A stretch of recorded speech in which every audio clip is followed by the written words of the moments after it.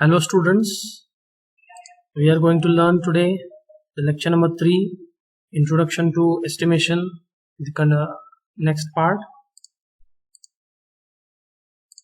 In this video we are going to understand deductions of openings in the different items of works and measurements of openings as per BIS 2000. So first of all we will understand the deductions of opening in plastering work. In plastering work, area restrictions are there. So plastering work is carried out both inside and outside of the wall surfaces, internal wall surface and external wall surface. So there are two phases of plastering.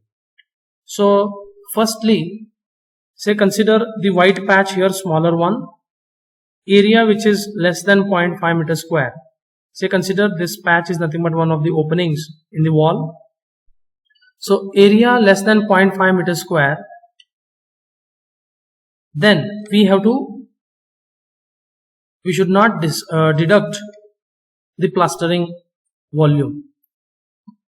And the area which is area of opening which lies between 0.5 to 3 square meters, we have to only deduct one face of the plastering. And say consider the area of the opening, area of the door or area of the window is more than 3 square meter area, then we have to deduct both face of the plastering work. Next we will understand masonry work, the deductions, how it is done in masonry work. If there is a rectangular opening, we have to deduct full volume of brickwork or masonry work. Rectangular openings may be door, windows and so on. These openings should be having full deductions, length, breadth and the thickness of the wall. Then coming to segmental arch portion, we have area of rectangular part as well as area of segmental part. It means below this arch we have a rectangular opening and above this rectangular opening we have this circular opening here. So this top opening is nothing but segmental opening, segmental part, and the bottom rectangular opening is nothing but the rectangular part. So that area of rectangular part is L into H. L is nothing but span of the opening and H is nothing but height of the opening. So area of segmental part is given by 2/3 of span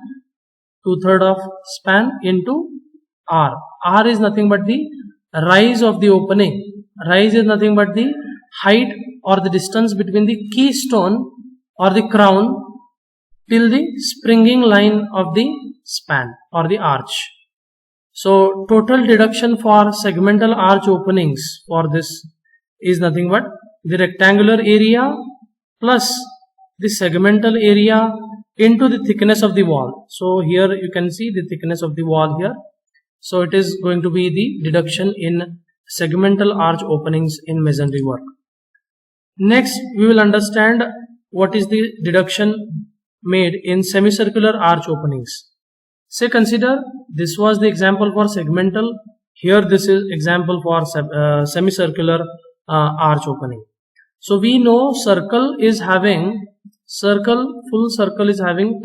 perimeter length as 2 pi r, but it is semicircular, it means half of that. So 2 pi r divided by 2, they have taken the area for semicircular portion here.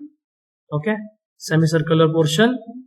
Next, below we have the rectangular opening till the floor. We have rectangular opening till the floor here. So that rectangular opening they have taken it as L into H in the total deduction, plus 3/4 in L into R. So this 3/4 L into R is nothing but the approximate area of semicircular section means it is given by 3/4 span into rise. So total deduction will be the rectangular area plus the semicircular area into the thickness of wall will give you the deduction. Nextly, we will consider the deductions in bearings in the masonry.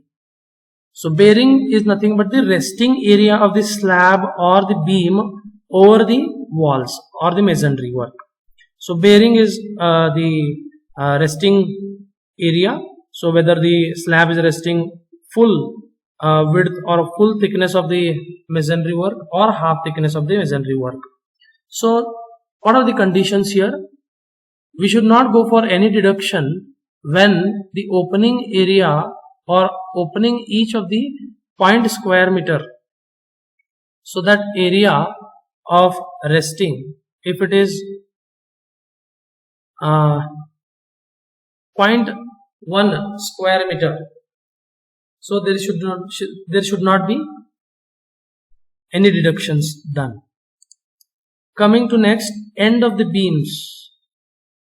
So end of the beams is 0.05 square meter. So 0.05 square meter. If the beam is resting, say consider this is one, take one part of the length here, length of this element.